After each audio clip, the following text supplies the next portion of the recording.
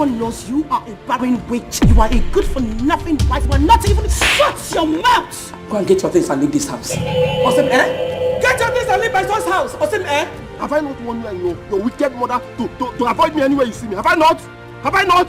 Children are gifts from God. And if he sees him, he will give me mine. I want to witness the goodness of the Lord in my life now, not later, not when I die.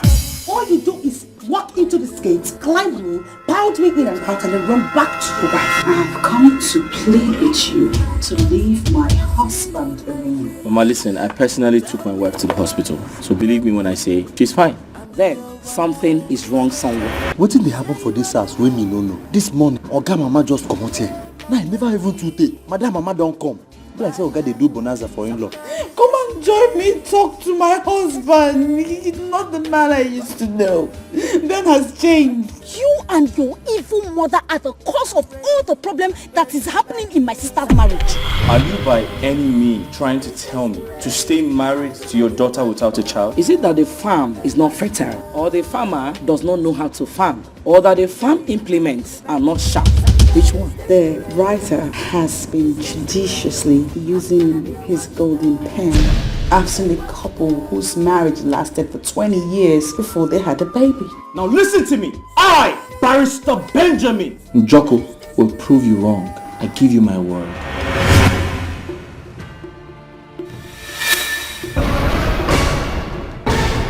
Charity, what are you doing here? Bitch! There's no place for you here. Go and get a man for yourself. This man here is taken. Charity! Excuse me? Why are you not taking my call? Why am I not doing what? Is it that you take me to your mother?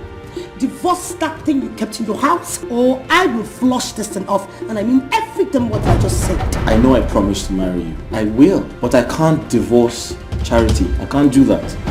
It's impossible.